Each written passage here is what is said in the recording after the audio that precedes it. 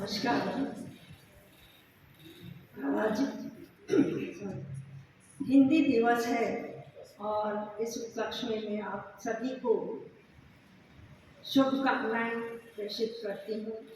बहुत कुछ हिंदी के लिए सुना, साहित्य सुना और कविता पाठ सुना, संगोष्ठी को उभरते हुए देखा, बहुत अच्छा लगा।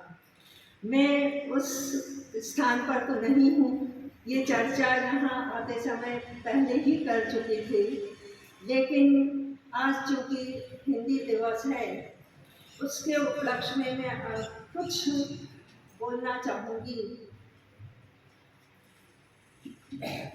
सबसे पहले तो ये कि हिंदी और हिंदू के समर्थन में बहुत कुछ बातें होती हैं, लिखा जाता है, बोला जाता है इसके बारे में, और दक्षिण में इसका बहुत विरोध भी होता है। उत्पत्ति के बाद भी हमने देखा है कि दक्षिण वालों ने बहुत विरोध किया है।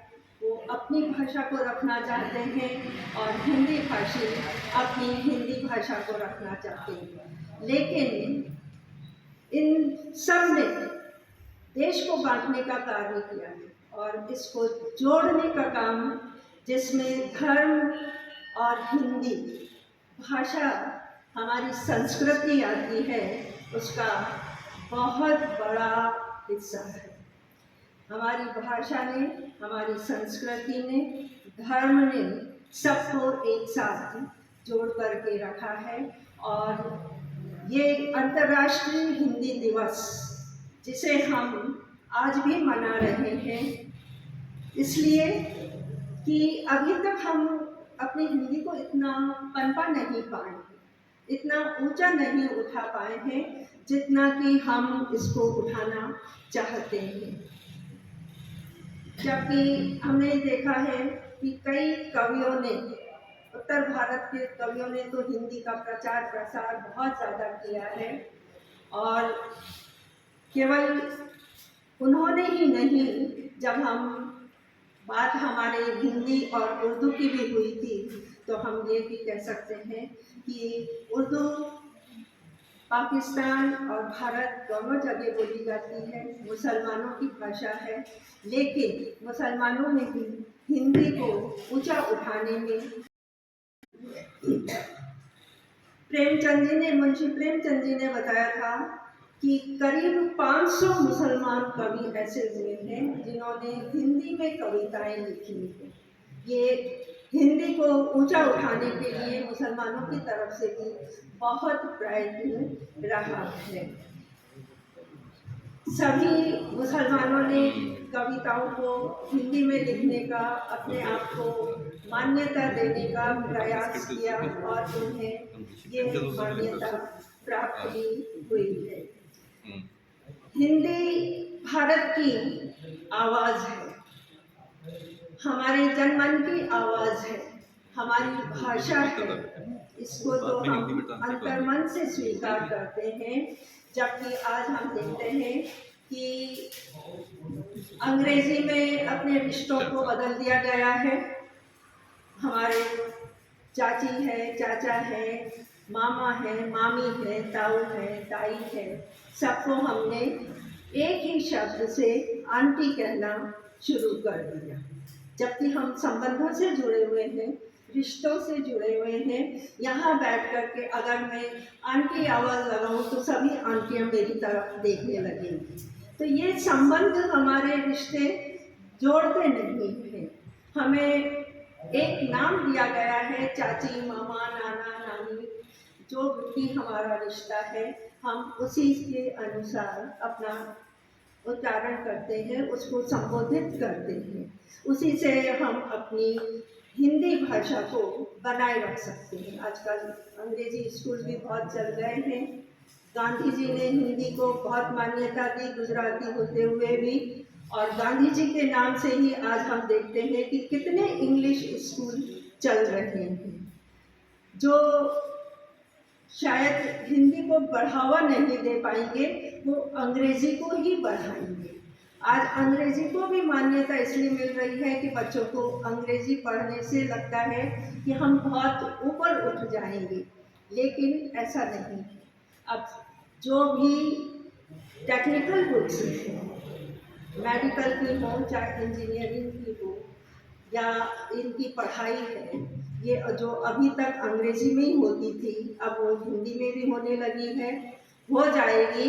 कुछ कॉलेज अब ऐसे भी खुल रहे हैं जो हिंदी में ही इसका अध्ययन करवाएंगे। तो हम मानते चलते हैं कि हिंदी भाषा अब और उच्च स्तर पर पहुंचने वाली है। सबसे पहले तो हम अ से शुरू करते हैं, जैसे मैंने बताया भी था। अनपढ़ को ज्ञ से ज्ञानी तक बनाता है। कटहरा क से ज्ञ तक हमें हर शब्द के साथ, हर व्यवस्था के साथ, हर स्थिति के साथ में जोड़ता है। अ आ ई और क ख ग, ये इसके ऊपर एक कविता भी है, हम सब जानते हैं। वो कविता मेरी नहीं है, हमारी अपनी सबकी है कि अ से क्या हुआ, अ आ ई उ से क्या क्या बना, ग ख ग से क्या क्या बना। एक बहुत लंबी चौड़ी कविता लिखी गई है और उस कविता से हम अपने समाज की बहुत सारी बातों को जान सकते हैं। और शायद वो कविता सब लोग जानते भी होंगे।